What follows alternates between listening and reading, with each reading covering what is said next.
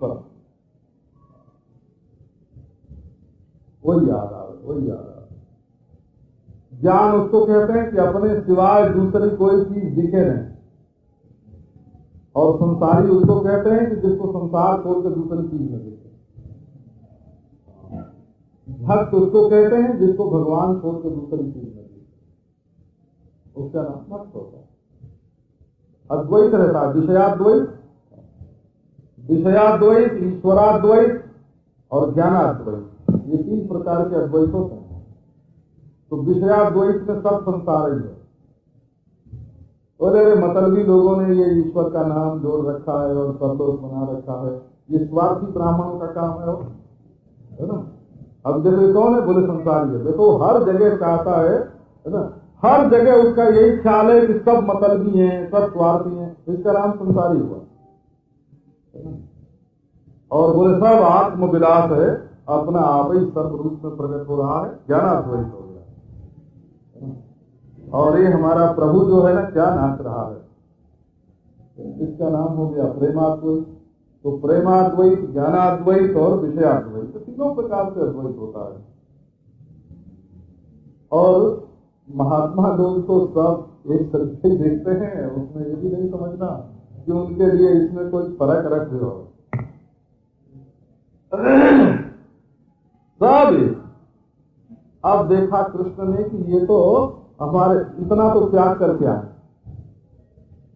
इतना प्रेम किया, इतना त्याग किया, और ऐसा चीर हरण हुआ, ऐसा हृदय हरण हुआ, और ये देखती हैं अपनी ओर, मेरी ओर नहीं देखती हैं। बोले अच्छा देख लो अपनी ओर थोड़ी देर। तो अब आगे का प्रसंग से आप चलते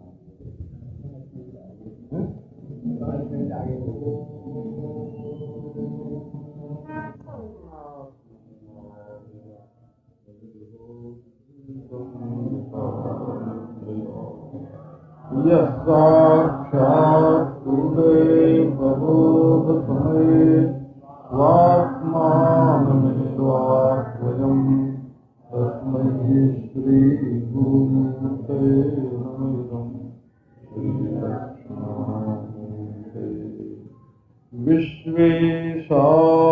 विश्वेशामनुरञ्जनेन जनयन् आनन्दमिन्दीवरश्रेणी श्यामः कोमलैरुपनयन् नङ्गैरनङ्गो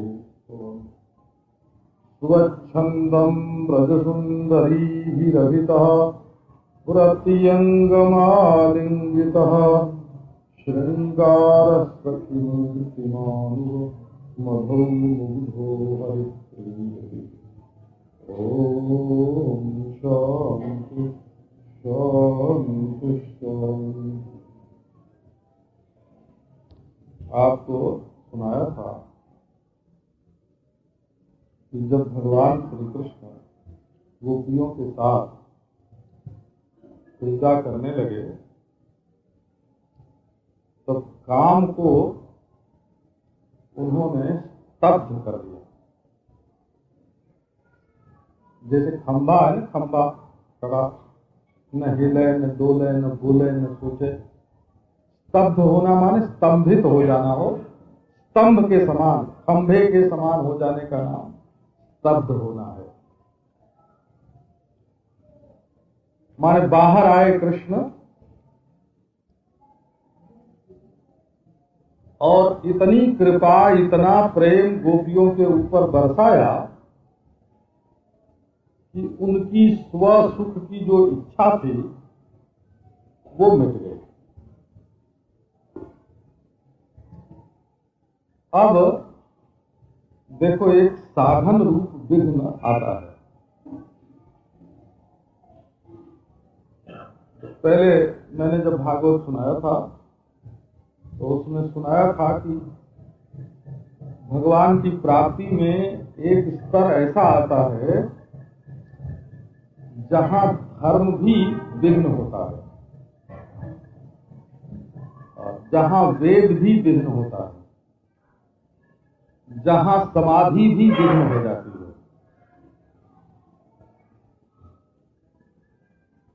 तो उसी को श्रीमद् भागवत में वृषभासुर, धर्म में असुर आ गया ना, अभिमान आ गया, वृषभासुर हो गया। केसी असुर आया तो वो वेदाभिमान हयग्रीव हो। तो व्योमासुर आया तो वो निराकार में समाधि में अवस्थान हो गया। जब भगवान श्री कृष्ण ने गोपियों के साथ इतनी क्रीड़ा की कि बाहर किसी भी वस्तु की इच्छा नहीं रह गई,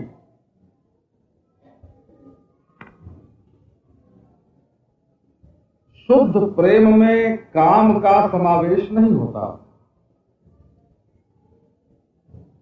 तब गोपियों के चित्त की दो स्थिति हो गई। एक तो बाहर कुछ नहीं चाहिए तो मतवाली सी हो गई,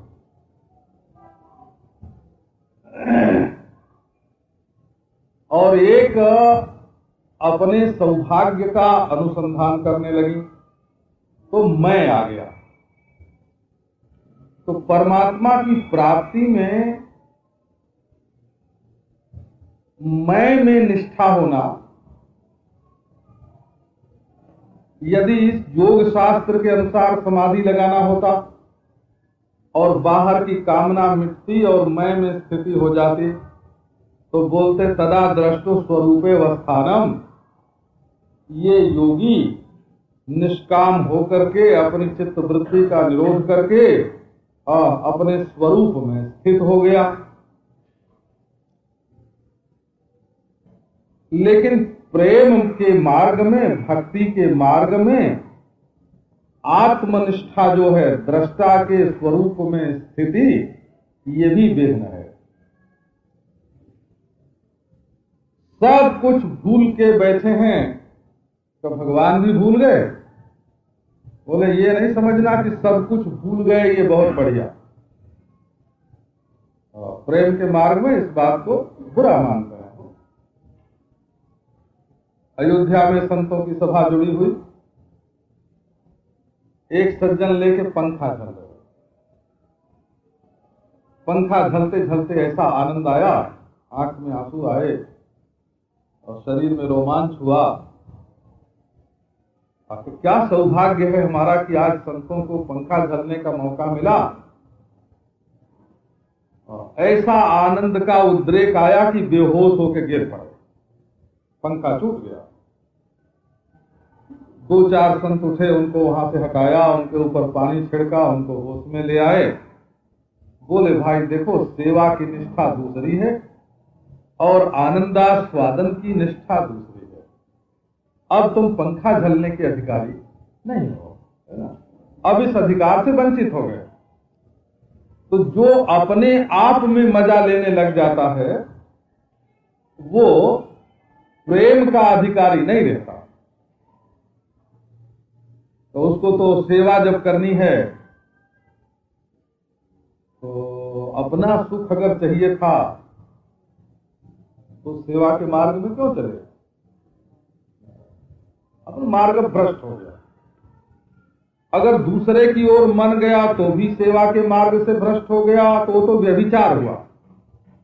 मन जाने को ही व्यभिचार बोलते हैं वो संस्कृत भाषा में। दूसरे की ओर मन जाने का ही नाम व्यभिचार है।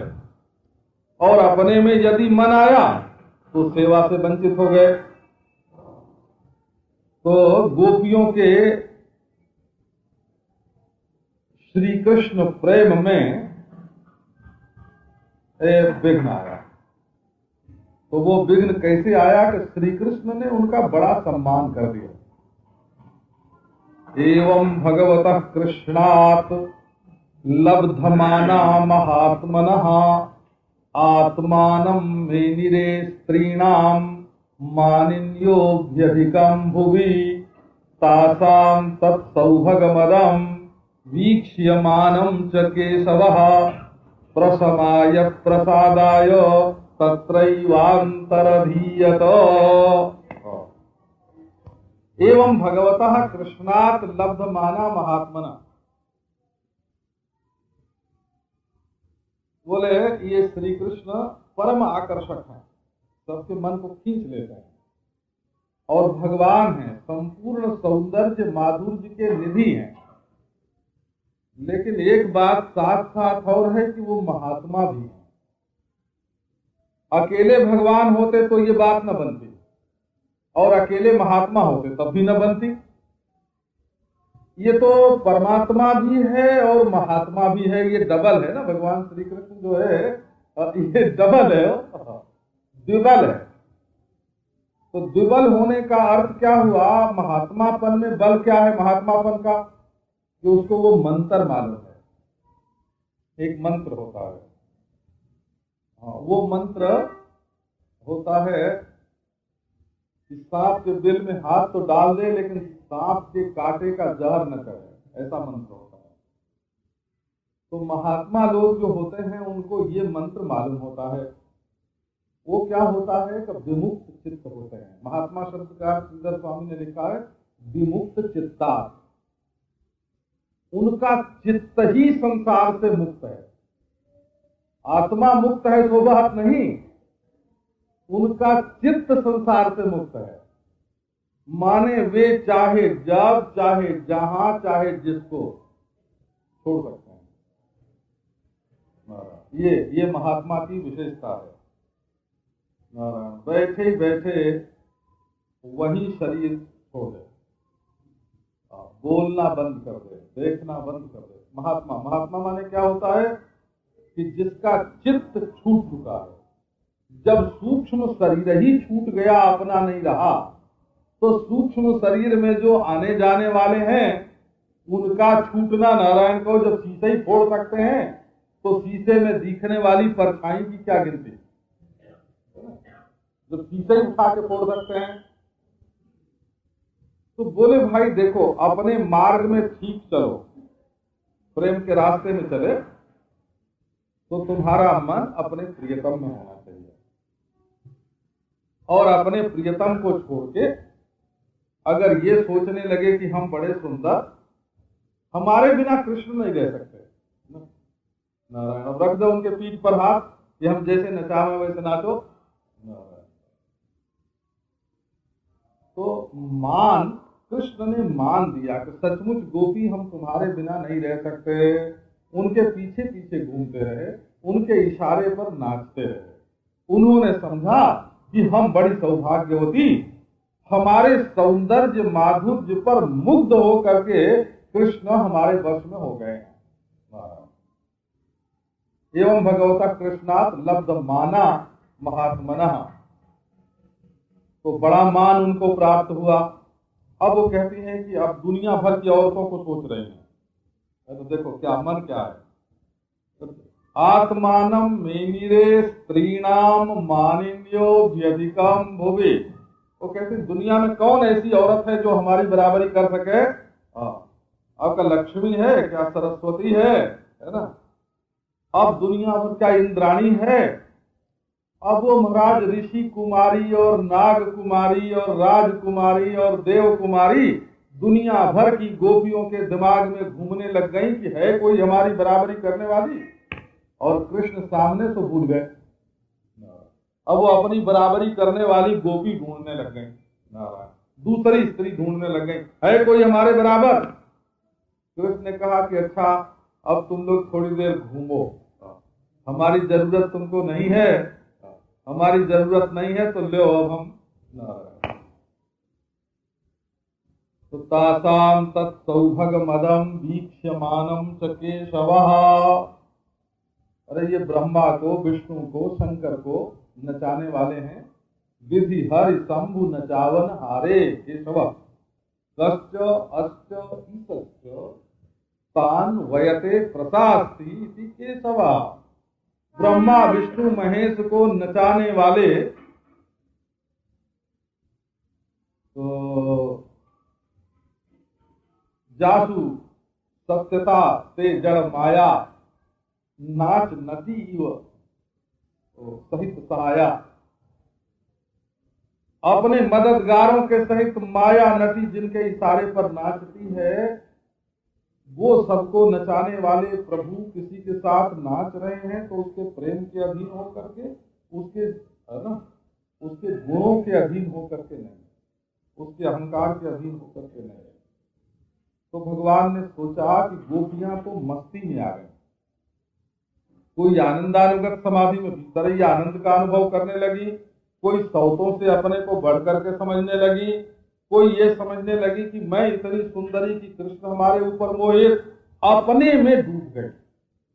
तो ये जो आत्मलीनता है, अपने में लीन होना है, व्यक्ति में लीन होना है, ये परमात्मा की प्राप्ति में विघ्न है। इसलिए भगवान ने कहा कि ये विघ्न निवारण करना चाहिए। ये बात हमने बिल्कुल प्राकृत दृष्टि से हो, दुनियादारी की दृष्टि से ये बात कही। अब भगवान की लीला की दृष्टि से इस बात को सुना।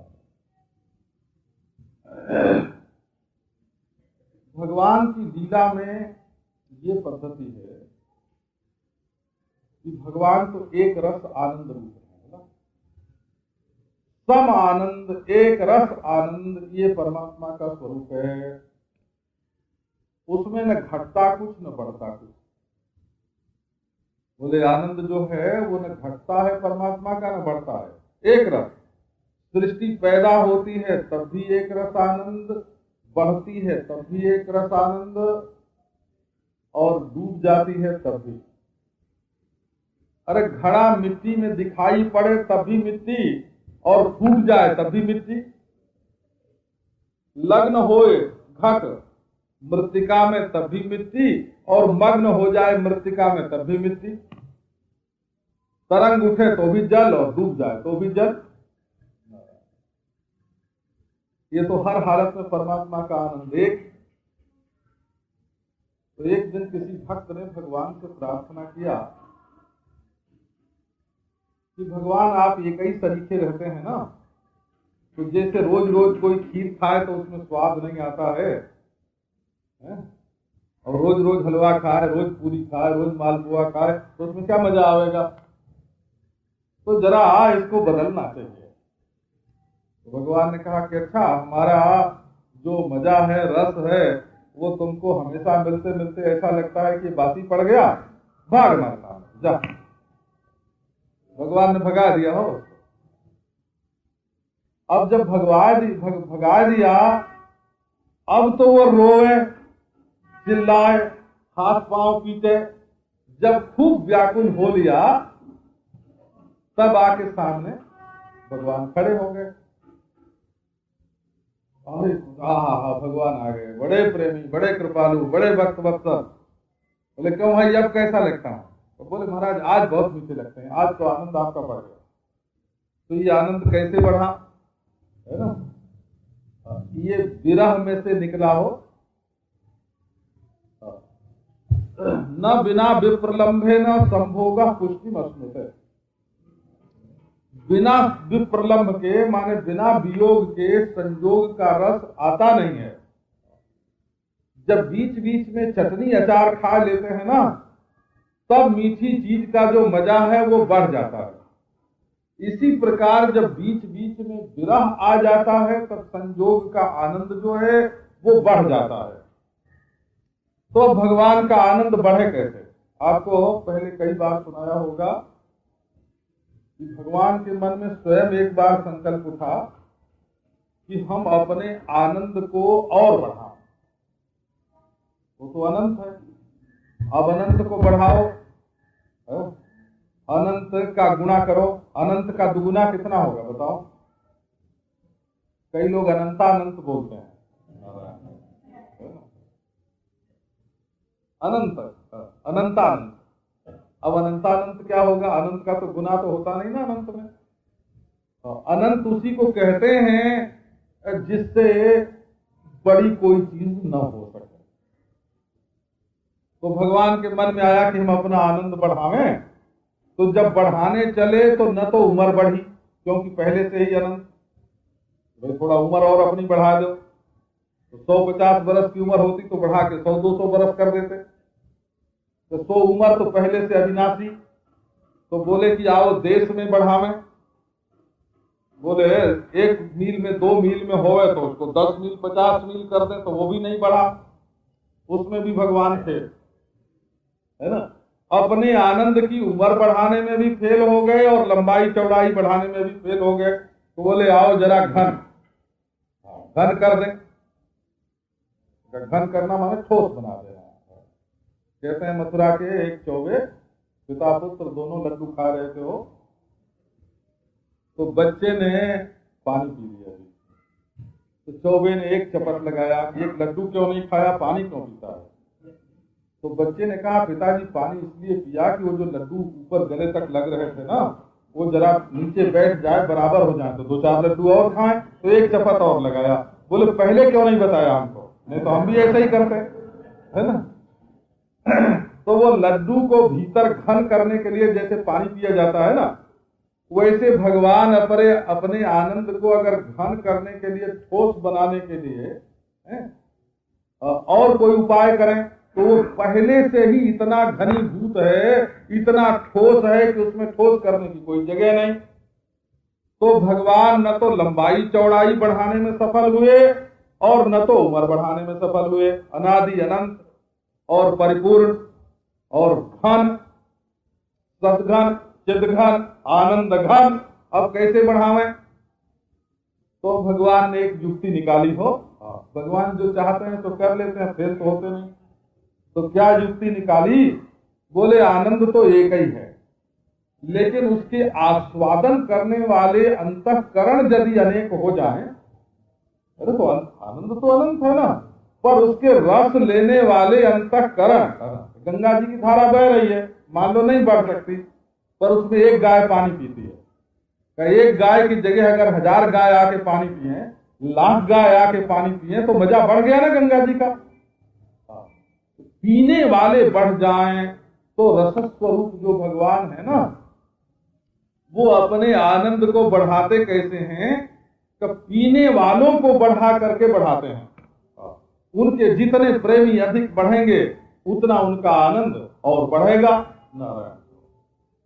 तो अभी नारायण कहो कि गोपियों का आनंद और बढ़े। भगवान के मन में आया कि गोपियां इतना प्रेम हमसे करती, ये अपराकृत जगत, दिव्य जगत की बात है, ये दुनियादारी की बात नहीं है। भगवान के मन में संकल्प आया कि गोपियां हमसे इतना प्रेम करती हैं तो इनका आनंद बढ़ना चाहिए। तो बोले कैसे बढ़ेगा? तो अगर हम मिले ही मिले रहेंगे तब तो आनंद एक रस रहेगा, और यदि थोड़ी देर के लिए बिछुड़ जाएंगे तो इनका आनंद और बढ़ जाएगा। देखो बिछुड़ने में भी प्रेम है। अपने प्रेमी को और सुख देने के लिए, अपने प्रेमी को और आनंद देने के लिए भगवान ने कहा कि थोड़ी देर के लिए अगर विरह हो जाए तो गोपियों को आटा दाल का जो भाव है ना वो मालूम हो जाएगा, है ना, कि श्री कृष्ण के विरह में कितना दुख है, और फिर मैं मिलूंगा तो उनको बड़ा आनंद आएगा। इसलिए थोड़ी देर के लिए भगवान ने ये भूमिका बनाई कि हम अंतर्धान हो जाएं। तो अंतर्धान होने के लिए कुछ उसमें शिक्षा भी चाहिए।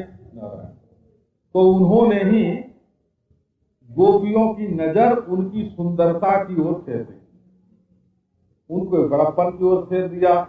अब गोपियां देखने लगी कि हम बड़ी सुंदरी और हम बड़ी गुणवती और हम बड़ी बड़ी, है ना, अपनी ओर देखने लगी। तो अपनी ओर देखने से उनका मजा कम हो गया हो। जब उनका मजा कम हो गया तो भगवान वहां से चले गए तो और कम हो गया। जब और कम हो गया तब वो व्याकुल हुई, और जब व्याकुल हुई तो फिर भगवान उनके सामने प्रकट हो गए। तो नारायण जैसे कोई मणि होए और उसके प्रकाश से कमरे में उजेला होए, मालूम न पड़ता हो, लोग न समझते हों कि ये उजेला किसका है, कहाँ से आ रहा है, और उससे एक चदरा रख दिया उसके ऊपर, तो क्या हुआ कि घर में अंधेरा छा गया। बोले रे कुछ नहीं सूझता, कुछ नहीं सूझता, है ना। और जब लोग व्याकुल हुए अंधेरे को देख करके तो फिर चदरा हटा दिया, और फिर वो मणि का प्रकाश जो है वो जगमग जगमग जगमग करने लगा। बोले अरे भाई मणि में तो बड़ा प्रकाश है। तो इसी प्रकार भगवान जो हैं वो अपने को लोगों के बीच में जो छिपाते हैं ना, ये मान भी भगवान ने भेजा, ये मद भी भगवान ने भेजा। अपनी योग माया से कहा कि अरे योग माया तू कोई ऐसी युक्ति कर जिससे गोपियों का आनंद बढ़ जाए। तो जोग माया ने कहा कि अच्छा महाराज, आप आनंद बढ़ाना चाहते हैं तो हम गोपियों के मन में थोड़ा मद और थोड़ा मान पैदा कर देते हैं। अच्छा, जब इनके अंदर मान और मद पैदा हो तो आप अंतर्धान हो जाओ, छिप जाओ, क्योंकि जहां संसार में मान और मद होता है वहां भगवान का दर्शन नहीं हो सकता। बोला कोई सोच चाहे कि हमको भांग पी के भगवान का दर्शन होते हैं, नारायण, है ना, नशे में, नारायण। एक साधु का आश्रम था हो, नारायण कहो, है अभी ईश्वर कृपा से। तो वो क्या करते थे, बड़ी गुप्त रीति से वहां प्रसाद बनता था, पेड़े बनते थे, पेड़े। और इसमें ये जो शंकर जी वाली बूटी है ना, वो थोड़ी थोड़ी डाल दी जाती है, और उसका चिन्ह था, उनके सामने प्रसाद रखा होता। दो तरह के प्रसाद रखे होते, किसको कौन देना, किसको कौन देना। तो जब लोग आश्रम में आते ना, तो एक पेड़ा उठा के दे दिया, अब खाया उन्होंने, बोले अब जा भजन करो, हाँ आए हो, ऐसी साधु के आश्रम में आए हो, भजन नहीं करते। अब वो जाके महाराज सरोवर के किनारे बैठे तो छलकने लगा थोड़ा दिल ऊपर को, है ना। बोले हाँ देखो ना कैसा आश्रम है, दिव्य आश्रम है, यहाँ आने पर तो दिल छलकने लगा। नारायण कहो, अब ये नशा पी के धरे ध्यान, अब नशा पी के कोई ध्यान करे तो क्या उसका ध्यान लगेगा? तो ऐसे ध्यान नहीं लगता है। बोले भाई नोट गिन के तिजोरी में रखते जा रहे हैं और कहते जा रहे हैं संसार मिथ्या है, संसार मिथ्या है, संसार मिथ्या है। हाँ, माने नोटातिरिक्त जो संसार है तो मिथ्या है, उसका ही अर्थ हुआ ना। क्या ऐसे कहीं संसार मिथ्या होता है? तो ये जैसे नशा पी करके भगवत रस का अनुभव नहीं हो सकता। बोले शराब के नशे, हम तो महाराज जब थोड़ा पी लेते हैं, हमारे एक मित्र थे, बहुत पुरानी बात है, वो ग्रंथ लिखते थे, हो योग पर ग्रंथ लिखे हैं, 20 ग्रंथ करीब करीब उनके छपे हुए मिलते हैं बाजार में। तो वो थोड़ा पी के तब लिखते थे। नारायण, हे भगवान, अब उसमें कौन सी समाधि लगेगी और कौन से भगवान मिलेंगे? और बोले घमंड में चूर हैं, अपने आप को देख रहे हैं, और बोले कि अब इसमें ब्रह्म ज्ञान का निरूपण कर रहे हैं। तो बाबा ये नशे की हालत में और अभिमान की हालत में ये प्रेम और ज्ञान, बोला ये दोनों चीजें नहीं हो सकती। ये बात भगवान को बताना था। दुनिया के जीव तो होते क्या चीज हैं? अगर भगवान की प्राण प्यारी गोपियां भी मद में और मान में आ जाएं तो उनके बीच से भी भगवान अंतर्धान हो जाते हैं, दूसरों की तो बात ही क्या। तो भगवान अंतर्धान हो गए हो। नारायण कहो, एवं भगवतः कृष्णात् लब्धमाना महात्मनः आत्मानं मेनिरे स्त्रीणां मानिन्योऽभ्यधिकं भुवि तासां तत्सौभगमदं वीक्ष्य मानं च केशवः। गौड़ेश्वर संप्रदाय के महापुरुषों ने इस श्लोक की व्याख्या जरा दूसरे ढंग से की है। वो कहते हैं कि गोपियों में श्री राधा रानी एक हैं और बाकी गोपियों का स्तर दूसरा है। तो और गोपियों को तो मद हुआ, अपने सौभाग्य का मद, कि हम भी राधा रानी के बराबर हैं, जैसे हम, जैसे वो, क्या उनमें क्या खास के पर लगे हैं, क्योंकि कृष्ण जैसे हमारे साथ नाचते हैं वैसे उनके साथ भी नाचते हैं। और राधा रानी को मान हुआ, साधारण प्रणय हर, जैसे मुझसे प्रेम करते हैं वैसे ही इन गोपियों से भी प्रेम करते हैं। तो हमको गोपियों के बराबर बना दिया। तो तासाम तत् सौभग मदम, और गोपियों को हुआ अपने सौंदर्य का, सौभाग्य का मद, और राधा रानी को हुआ मान। अब भगवान जब अंतर्धान हुए तो प्रसमाय प्रसादाय, गोपियों का तो जो मद था उसको मिटाने के लिए कि तुम लोग अपने को राधा रानी के बराबर मत समझो, इस अभिमान में मत फूलो, बोला प्रसमाय, और प्रसादाय एकांत में ले जाकर के राधा रानी को मनाने के लिए, है ना। कि उनको पांव छू के उनका श्रृंगार करके कर देखो हम सब गोपियों से ज्यादा तुमसे प्रेम करते हैं। कैसे कर सबको छोड़ के तुमको एकांत में ले आए ना, देख लो अब तो बराबरी की बात नहीं रही ना, तुम सबसे बड़ी हो। तो उनके प्रसादन के लिए, उनको खुश करने के लिए, उनको खुश करने के लिए राधा रानी को और बाकी गोपियों का जो सौभाग्य का गर्भ है उसको तोड़ने के लिए भगवान अंतर्धान हो गए। अब अंतर्धान होने पर क्या दशा हुई? अंतर्हिते भगवती सहसैव व्रजांगनाः अतप्यस्तमचक्षाणाः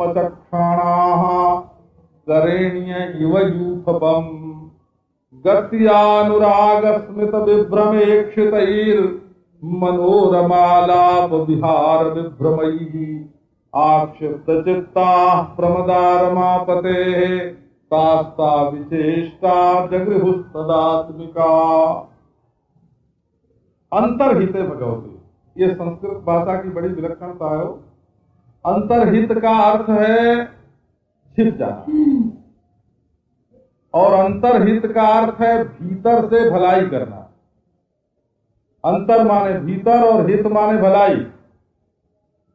भीतर से किसी की भलाई करना और बाहर से शक्ति बरतना, इसका नाम होता है अंतर्हित होना। और अंतर्हित होना माने छिप जाना। तो भगवान छिप गए, लेकिन गोपियों की उन्होंने भलाई की, क्योंकि उनके अंदर जो मद मान आया था उसके निवारण के लिए ही तो छिपे ना। तो उनकी भलाई हो गई, भगवान उनको मिल गए। अब गोपियां जो हैं वो ढूंढने लगी। तो बताया कि अपने को ऐसी भूली, ये दवा जो हुई ना, ये चिकित्सा है, मद और मान की चिकित्सा। इस चिकित्सा का वो रूप प्रकट हुआ गोपियों के जीवन में, गत्यानुराग स्मित विभ्रमेक्षितैः। चले तो कृष्ण की तरह, मुस्कुराए तो कृष्ण की तरह, आंख हिले तो कृष्ण की तरह। एक माने न केवल मन में कृष्ण, बल्कि तन में और चेष्टा में कृष्ण ही कृष्ण हो गए हो। इतनी तन्मयता हुई। कहां तो कृष्ण को भूल करके अपनी याद कर रही थी, हम ऐसे हम ऐसे हम ऐसे, और कहा अब का अपनी याद भूल गई और कृष्ण ही कृष्ण की याद आ गई। ये बड़ी भारी तन्मयता, ये प्रेम की बात है। प्रेम कहते ही उसको हैं जहां अहम की विशेषता मिट जाए। और किसी का महाराज जब अपने कुत्ते से प्रेम हो जाता है,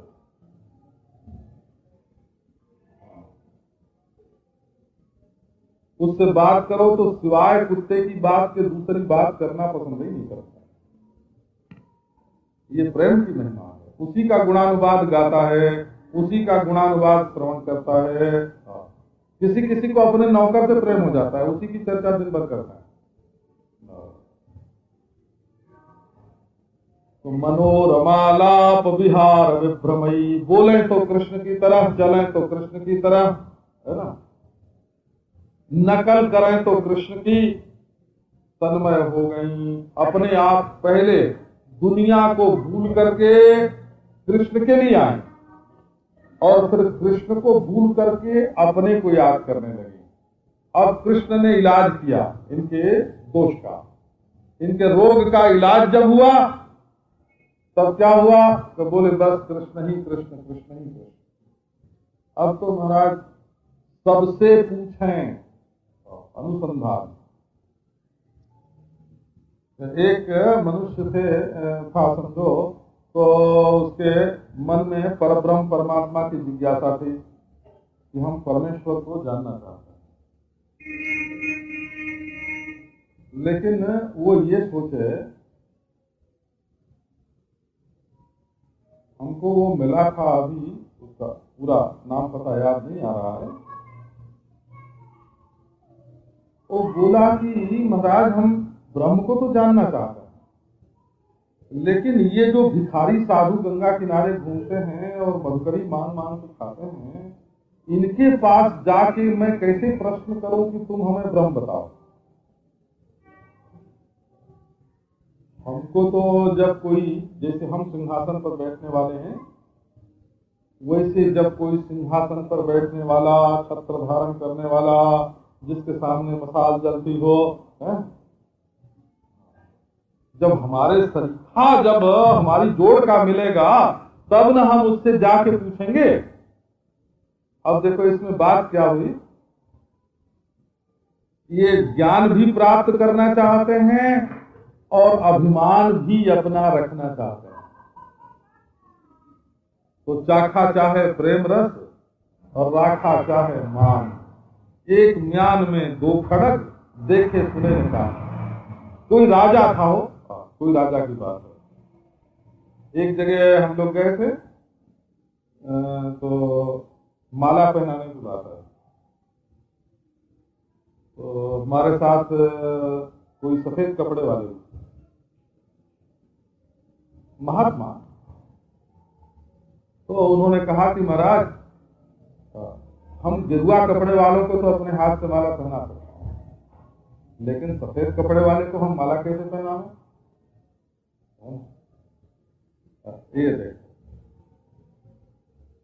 आप विचार करके देखो भाई, हम जो सिंहासन पर बैठा महात्मा है उससे तो हम पूछ सकते हैं, लेकिन जो ये अवधूत है, धरती में लेटा हुआ है, विरक्त है, भिखारी है, इससे भला हम कैसे पूछेंगे? तो जब जिज्ञासा होती है ना, जब प्रेम में व्याकुलता आती है, नारायण कहो, तब ये नहीं देखा जाता कि हम किससे पूछ रहे हैं और किसके द्वारा संदेश भेज रहे हैं। बोला प्रकृति को विकला चेतना, यक्ष ने अपनी प्रिया के लिए संदेश भेजा बादल के द्वारा, क्योंकि जब प्रेम में आदमी व्याकुल होता है तब उसको ये ख्याल नहीं रहता है कि हम किससे पूछ रहे हैं। अरे बाबा, जहां मिल जाए रत्न वहां उठा लेता है। तो गोपियों ने पप्रच्छुराकाशवदंतरम बहि भूतेषु संतम पुरुषम वनस्पति, वो जाके बड़ से पूछने लगे। तो तुमने हमारे प्यारे श्याम सुंदर को देखा है? पीपल से पूछा। पाकर का जो वृक्ष होता है फलक्ष, उससे जाकर पूछा। ये तीनों बड़े बड़े थे हो। फिर जमुना के किनारे जो छोटे छोटे वृक्ष थे उनसे पूछा, अरे ये तो सिर उठा के बैठे हैं, क्या बताएंगे? बोले अरे तो तीर्थ के पंडे सरीखे हैं, है ना? ये पंडों को कहीं ईश्वर का पता होता है? वो तो केवल अपनी दक्षिणा ही पूजा जानते हैं, परमात्मा के स्वरूप का ज्ञान कैसे कराएंगे? वो तो एक किंवदंती जो होगी, कथा कहानी होगी, वो सुना देंगे, वो ईश्वर का ज्ञान थोड़ी कराएंगे। लताओं के पास गए, बोले अरे ये तो सौतिया डाह करती हैं। बोला हमको क्यों बताएंगे? तुलसी जी के पास गए, बोले बाबा ये तो अपने बराबर किसी को समझते ही नहीं है। और ढूंढते ढूंढते, देखो ये प्रेम में जो अपने प्रियतम से मिलने की तीव्र इच्छा होती है, उस इच्छा का ये फल है कि ये ख्याल छोड़ करके कि कौन हमको बता सकेगा कौन नहीं, सबसे पूछते चले जा रहे हैं। जब कभी जंगल में रास्ता भूल जाते हैं हो, आप लोगों के जीवन में शायद ना आया हो, हम कभी कभी भूल गए, है ना? चित्रकूट एक बार गए,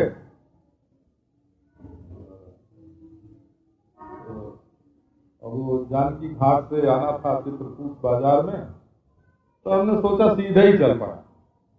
अब सीधे ही चल पड़े तो कहां से कहां कुछ मालूम ही न पड़े, बड़े बड़े नाले, बड़े बड़े पोख, बड़ा जंगल, है ना? अब तो बाबा कैसे रास्ता मालूम पड़े, व्याकुल हो गए। उस समय जो रास्ता का ज्ञान प्राप्त करने के लिए जो इच्छा हुई थी ना कि कैसे भी रास्ता मिल जाए, उसकी जब याद करते हैं तब मन में यही आता है कि हाँ, ईश्वर की प्राप्ति के लिए किस रास्ते से ईश्वर मिलेगा, व्याकुलता हो गए अपने मन में तो ऐसी हो। एक महात्मा से किसी ने पूछा कि ईश्वर की प्राप्ति की इच्छा कैसी होनी चाहिए। स्नान करने के लिए जब नदी में गए तब आ गया। अब जब वो उल्टू होने लगा, पानी पीने लगा, हो जोर लगा के निकला। बोले महाराज आप तो हमको मार रहे थे। बोले नहीं, मार नहीं रहे थे, तुमको बता रहे थे कि संसार से निकलने के लिए और ईश्वर को पाने के लिए कैसी इच्छा अपने मन में होनी चाहिए। पानी में से निकलने के लिए, बाहर आने के लिए जैसी इच्छा तुम्हारे मन में हो रही थी ना, वैसी इच्छा चाहिए ईश्वर की प्राप्ति के लिए। गोपियां व्याकुल हो गई, व्याकुल और तन्मय हो गए। अब उन्होंने क्या किया कि कृष्ण की लीला प्रारंभ की। और एक गोपी जो है वो सखा बन गई और दूसरी गोपी कृष्ण बन गई। उसने उसके कंधे पर हाथ रखा और बांसुरी बजाने की मुद्रा में खड़ी हो गई, तो देखो मैं कृष्ण हूं। एक कृष्ण की चाल की नकल करके चलने लगी। कृष्णो हम पश्यत गतिम, ये शिवोहम स्वहम बोलते हैं ना, और गोपी बोली कृष्णो हम, मैं कृष्ण हूँ, कृष्ण। पश्यत गतिम ललितामिति तन्मना, देखो मैं कैसा बढ़िया चलती हूँ, मेरी चाल तो देखो ना। कृष्ण की चाल उसके मन में समाई हुई है, वैसे चल के बताती है मैं कृष्ण हूँ, देखो कैसा बढ़िया मैं चलता हूँ, देखो इधर। तन्मय हो गई वो, अभिनय करने लग गई गोपियां, सब की सब नाटक। तन्मय, एकदम तन्मय। उसके बाद उन्होंने देखा कृष्ण के चरण चिन्ह। उससे जब आगे बढ़ी तो बड़ी विचित्र एक स्थिति देखी उन्होंने। जैसे आकाश में से बिजली जो चमकती है ना, वो चमकने वाली बिजली आ करके धरती पर गिर गई हो। जैसे कोई सोने की मूर्ति हो, जैसे कोई चंपक लता हो, ऐसे उन्होंने देखा धरती पर कोई पड़ा हुआ है। जब पास गई तो देखा राधा रानी, अरे ये क्या गति, उठाया हो, जल छिड़का, उनको अपने को भूल गई, बिल्कुल अपना दुख भूल गई, उनको होश में किया। उनसे पूछा कि तुम्हारी गति ऐसी क्यों हुई। ये भी एक प्रेम की बात है। कभी कभी प्रेम में दिखाने की वासना हो जाती है। जब श्री राधा और कृष्ण एकांत में गए और बड़ी सुंदर लीला, आनंद की लीला हुई, तो राधा रानी के मन में आया कि मुझे तो ये आनंद मिल रहा है और ये जो हमारी गोपियां हैं उनको देखने को नहीं मिल रहा है। तो उनके मन में आया कि गोपियां भी कैसे देखें। कृष्ण ने कहा कि अच्छा, मैं तो तुम्हारे साथ और तुम गोपियों की याद कर रही हो, लो तुमको गोपियों में भेजता हूँ, फिर जब लीला करूंगा तब देखना। बोला उन्होंने कहा मैं कंधे पर चढ़ के चलूंगी। आओ कंधे पर, और कंधे पर बैठने लगी तो गायब। ये वे भी बेहोश होकर के वहां गिर पड़ी। हे नाथ रमण प्रेष्ठ क्वासी क्वासी महाभुज दास्यास्ते कृपणाया में सखे दर्शय सन्निधिम। हे नाथ, हे रमण, हे परम प्रेष्ठ प्रियतम, मैं तुम्हारी दासी हूँ, आज्ञा हूँ कि दौड़ो दौड़ो। तुम्हारी भुजाएं तो बहुत लंबी हैं, जहां हो वहीं से मुझे पकड़ करके उठा लो। बस तुम मुझे ये बताओ कि तुम मेरे साथ हो, तुम कहीं गए नहीं हो, मुझे ये बताओ। जब गोपियां आई, अब ये हुआ कि चलो ढूंढें, तो संपूर्ण वन में उन्होंने ढूंढा। फिर गोपियों के मन में एक ख्याल आया कि यदि हम इस अंधकारमय वन में, चांदनी खिली हुई है, लेकिन इतने वृक्ष हैं कि वृक्षों की छाया में तो अंधेरा ही मालूम पड़ता है। तो यदि इस अंधकारमय वृक्षों की छाया में, घनी झाड़ी में हम कृष्ण को ढूंढने जाएंगी और वो मिलना चाहते नहीं हैं, तो जितना जितना हम झाड़ी में घुसेंगी उतना ही उतना वो और घनी झाड़ी में चले जाएंगे। उनके पांव में कहीं कांटा न लग जाए, उनके शरीर में कहीं कोई डाली न लग जाए, कहीं छिल न जाए, कोई कीड़ा मकोड़ा उनके पांव के नीचे न आ जाए, उनको बड़ी तकलीफ होगी। तो चलो हम भले जिंदगी भर उनके विरह में घुल घुल के मर जाएंगे, लेकिन उनको तकलीफ नहीं देंगी वो। एक क्षण अपने प्रियतम को दुख होता होए और उससे बचाने के लिए प्रेमी को यदि करोड़ कल्प दुख भोगना पड़े, तो प्रेमी का ये भाव होता है कि हम जन्म जन्म का, जुग जुग का, करोड़ कल्प का दुख अपने ऊपर लेते हैं, लेकिन हमारे प्रियतम को एक क्षण के लिए भी दुख का आभास प्राप्त नहीं होवे। ये प्रेम की स्थिति है। अपने प्रियतम के एक क्षण के दुख को हटाने के लिए प्रेमी अपने लिए करोड़ कल्प का दुख भी वर्ण करता है। तो गोपियों ने कहा हम विरह का दुख सहेंगी, लेकिन श्याम सुंदर के पांव में कहीं कोई कांटा कुछ गड़ न जाए, इसलिए लौट आई। अब तो गोपियों की स्थिति ये कि देह शरीर घर भूल गया, शरीर भूल गया, तन मनस्का तदा लापास तद विचेष्टा तदात्मिका तद गुणानेव गायन्त्यो नात्मा गाराणी सस्मरु। न उन्हें अपने शरीर की सुध, न घर की सुध, बस कृष्ण में मन, कृष्ण की वाणी, नारायण कृष्ण ही उनके वचन में और कृष्ण की ही उनके शरीर से चेष्टा और कृष्ण के ही गुण का गान। और वे सब वही जहाँ खोए थे ना, बोले भाई चीज मिलती कहाँ है, कि जो चीज जहाँ खोती है वो चीज वहीं मिलती है। तो जमुना किनारे से चले गए हैं, तो चलो जमुना जी के पुलिन पर और वहां इकट्ठी होकर के गोपियां अब गाती हैं श्री कृष्ण को बुलाने के लिए।